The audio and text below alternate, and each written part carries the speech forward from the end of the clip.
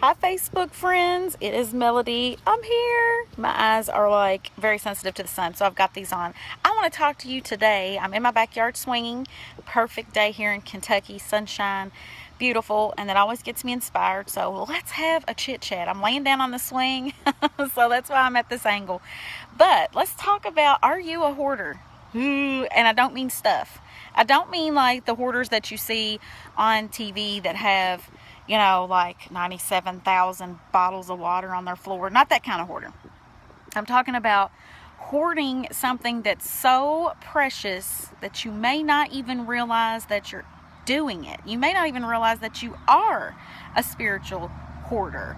So that is what we're going to get into today. Some real talk. Hey, Donna, I'm laying on my swing in the back, the very back of the yard, and I am relaxing. I'm drinking. I've got some, I got my book back here that I'm reading, and I've got some lemon and grapefruit water. So I always get inspired when I'm outside, and I figured, let's have a chit chat. So one of the things that, probably one of the greatest things that you've been entrusted with are your gifts, talents, and abilities.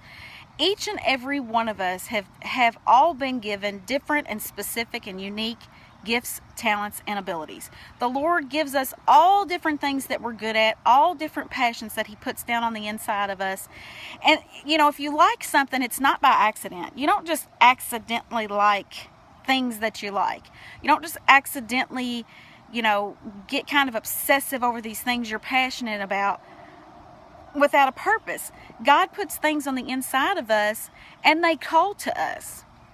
And He does everything with a purpose. If we truly believe and trust that everything is done in His wisdom, on His time, and in His purpose, then we have to understand that we're given gifts, talents, and abilities sometimes that we don't even understand. You may not always understand your gifts. You may not always understand these abilities that you have. You might just be really good at something and it comes very easy to you, and you don't realize that that's something that the Lord gave to you with a reason and a purpose. And so when I say, let me sit up so I can get real with you. When I ask you things like, are you hoarding? What I mean is, are you using your gifts and your talents and your abilities? Now, let's be real here for a minute. A lot of times we have responsibilities. Like from a young age, right? We know what we like. We know what we're good at. We get ideas of what we want to be when we grow up. And by the way, please share this if you know anybody that might be able to identify with this, that needs to hear this message and be a blessing. Good grief. Let's share things that are good on social media and not all this crazy, hypey, negative stuff. Let's share things that really matter. And let me know that you're here. Let me know where you're watching in from. I always want to say calling in from, but you're not calling in, you're watching in. So, let me know where you're from. I like to hear you. I like to see you comment, and just so I can say hey back to you. I like to know who I'm talking to. So I'm not just looking into my phone, I like to know who I'm reaching out to here. Oh no, is it raining? Oh, thought it was raining. Sorry. So let's get back to it. So when you're young, you have all these ideas of what you want to be when you grow up, right? And those may change, or it may stay the same from the time you're little to when you grow up. But let's be real, life comes in, reality happens, responsibilities come, and maybe it doesn't always work out the way you had planned or you dreamed it would when you were a child. You get bills, you get married, you have kids, you have responsibilities, and you lose part of yourself in just the day-to-day stresses that are expected when you live in the time that we live in. And so sometimes your gifts and your talents get hidden and they get buried deep within you. That doesn't mean they're not there. Does it mean that God didn't have a purpose for them? No, not at all.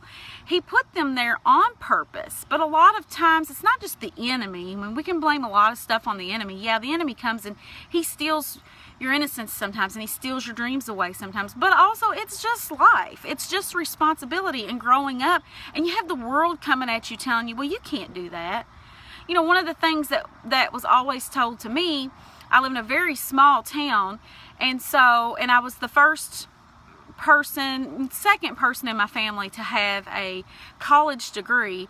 And one of the things I always heard was, you want to get out of school, you want to go to college and get a good job.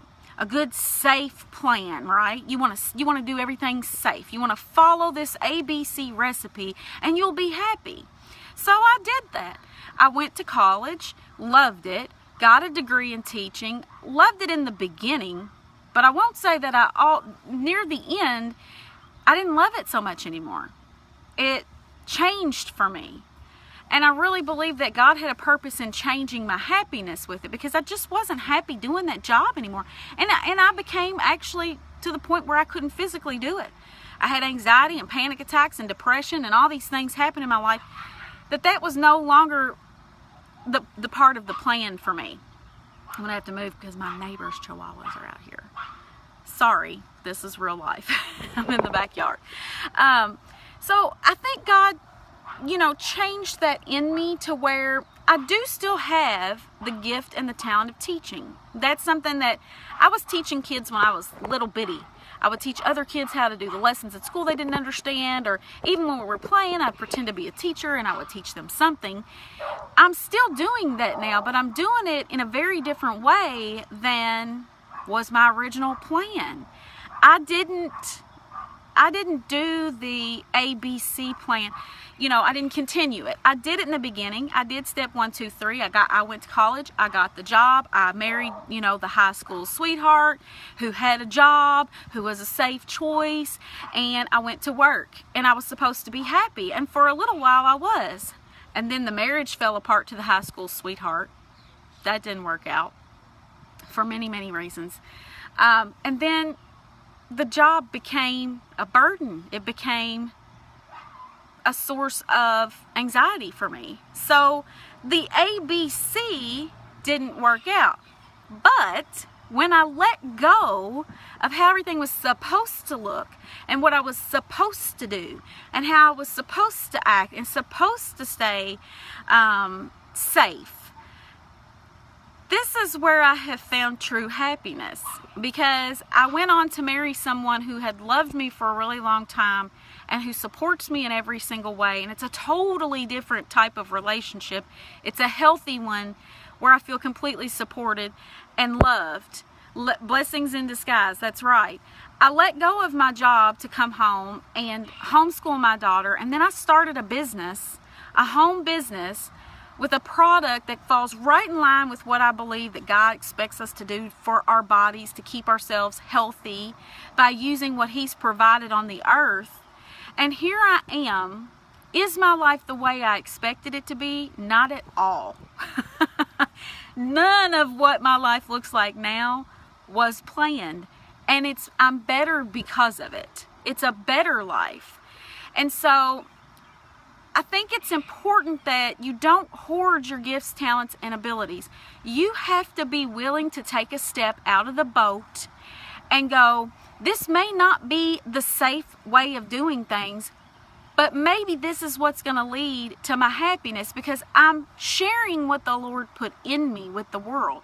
He doesn't give us, capabilities to do things and expect us to sit on our butts and play it safe. If I had played it safe, I don't know where I would be. Probably in the hospital.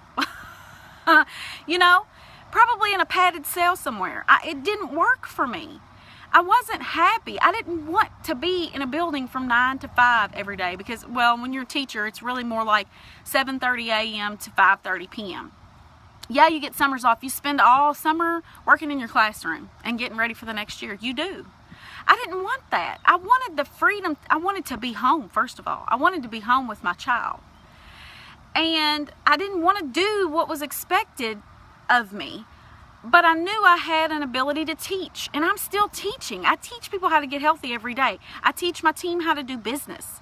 The ladies that have locked arms with me to do business with me, we're changing people's lives. I teach how to do that all the time. I teach my daughter in homeschool, so I'm still using my gifts, right? Are you? Are you playing it safe because you don't want to rock the boat? You don't want to take a chance? You don't want to stir things up? You don't want to, sorry, bug. You don't want to give up that safe income for the dream you had as a kid.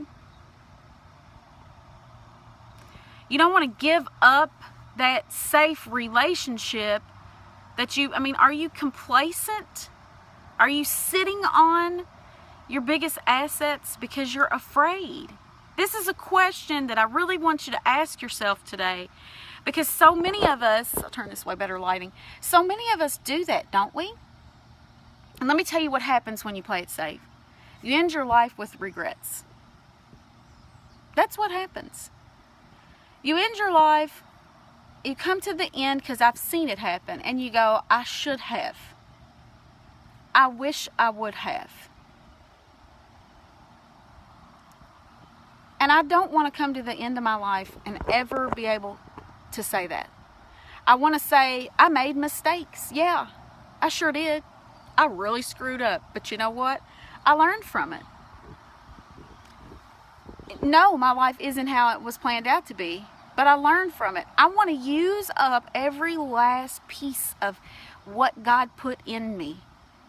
Because here's what happens when you hoard your gifts. When you have gifts, whatever your gifts may be, maybe it's singing, maybe it's creating things, maybe it's counseling people, maybe it's, whatever. It can be a million different things.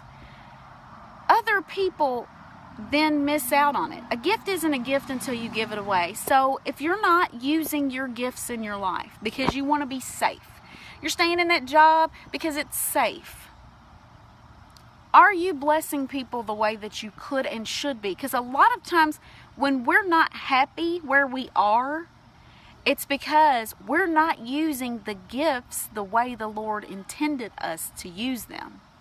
We're sitting in a place of comfort for ourselves, and other people then miss out on what only you can offer the world. And I know that sounds really grand, but there really are things that only you can offer the world. And if you don't do that, then the world completely misses out on it. And they never get the chance to have it again. And I don't ever want to be the reason that God's plan wasn't fulfilled through me. I don't want to stand in the way. I don't want to make that mistake, because that mistake to me is way more upsetting than, neighbors next door, is way more upsetting to me than giving it all I got and sometimes falling flat on my face. So I don't know who this is for, but I'm going to tell you what, the enemy is working through these animals over here. Trying to distract. That's mine. So I don't know. That was just on my heart. And listen, I come on here, I'm going to share with you what I'm thinking about, what moves me. I get inspired a lot outside, so you'll hear more from me this time of year than any other time. But stuff I just want you to ponder on and really apply to your own life and think about it. I'm not just asking this of myself. I'm asking this of you. Are you using what you've been gifted with? I mean, you know if you are or not. You know the things that you're good at. And if you're in a job that doesn't utilize those, why are you in that job? Money? Because guess what? And I'm all about, I want a better life for my family. I work hard at that, but I love what I do. I'm happy. It's fulfilling. I am fulfilling a purpose and a calling on my life. Do you feel like that? Or do you feel like there's more and you can't reach it? So just ponder on that. Think, yeah, you wasn't before. Right. That's kind of how I feel. I fulfilled a purpose in my teaching job for a while, and then it changed. Because I'd planned to stay there for 27 years and retire like everybody else. Retire on 40% of my income. And then probably have to come back and substitute teach to supplement my income. And I'm really glad that God interrupted that plan, because I'm not going to have to do that now. So just something to ponder on. I'm going to hop off and see what the heck is going on with these crazy animals. If you are interested in what I do, hop over to my website. I share everything over there at melodyreynolds.com. It's MELODYE Reynolds.com. I have How to Study Your Bible e-course over there that's completely free, that will teach you how to get into God's Word, understand it, in as little as 5 minutes a day. I send you 5 emails that are like 10-15 minutes a piece to show you exactly how to get into the Word and be able to pick it apart and understand it and enjoy reading it. And I have lots of information over there, how to live your life on purpose, you know, how to take care of your health. Everything's biblically based for me because that's just how I simplify my life. I go back to, you know, what's God say to do about it. So I hope this was helpful. Check me out on my website. I'm always here on the page too. You know, if you have any questions or comments, make sure to ask them below, or at least say, hey, I watched, and let me see your face. Also, share this out. Let's bless somebody today that's hoarding their gifts, talents, and abilities that need a wake-up call. Thanks for hopping on, Donna. I appreciate it. Y'all have a fantastic weekend. I'll see you soon. Bye.